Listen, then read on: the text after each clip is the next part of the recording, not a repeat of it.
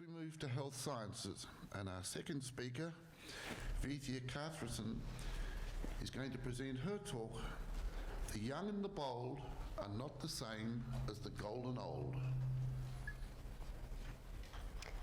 Most supervisors probably haven't had the chance to dump a bucket of cold ice on their PhD students like mine. The Ice Bucket Challenges were all about raising money to find a cure for what's known as motor neuron disease, MND, or ALS, and that's what my research aims to do. Motor neuron disease takes you completely by surprise. What starts as a loss of grip, a slurred word, and a stumble doesn't stop. Before you know it, you've been through the works of CT scans and MRIs, and you're told your muscles are dying and they won't return. How do you tell your husband or your wife that you've only got 2 more years to live? How do you explain to your child that you'll never be able to move your tongue clearly enough to say I love you or hold them in your arms? Can it get any worse? Yes, because while your body falls apart, your mind is completely unaffected. So you're very aware of everything that's happening around you, to you, and you're essentially locked in your own body. So what are motor neurons? Well, the brain and spinal cord cells. Cells that enable us to move, swallow, speak, and breathe. And in MND, it's these cells that die, causing paralysis and death. We don't know what causes MND, we can't cure it, and despite decades of research, we only have one drug that prolongs life for a mere 3 months. So my question was, what are we missing? And my answer to that was that 90% of MND affects the aging of the older population. So there's clearly something about getting older that triggers this disease.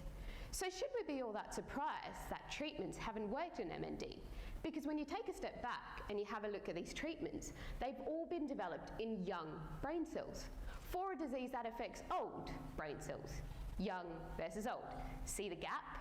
Well, this is where my passion lies, because I think we need to know what's so special about these old brain cells. And for that, I've used some fancy neurosurgical techniques on obviously old brain cells. So far, I've found 3 main points. Firstly, old brain cells don't die as easily or as rapidly as young ones, contrary to what we might think. It's almost like the oldies are more robust or just able to cope better with anything they're faced with. Secondly, there are chemicals known as neurotrophic factors. These are chemicals that support brain cells on a day-to-day basis, the same way a good bottle of wine gets the most of us through the working days. Now, some of these chemicals are able to rescue young brain cells from death, but lo and behold, none of them have worked for the old ones.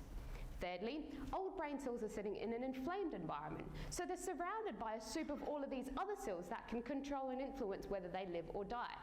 So why care about any of this? Well, it clearly shows that what works for the young cells won't work for the old ones, given how different they are. And if we're ever going to come up with a treatment for MND, we need to know what the old cells want and need. So if there's one thing you take away from today, it's that the young and bold are not the same as the golden old.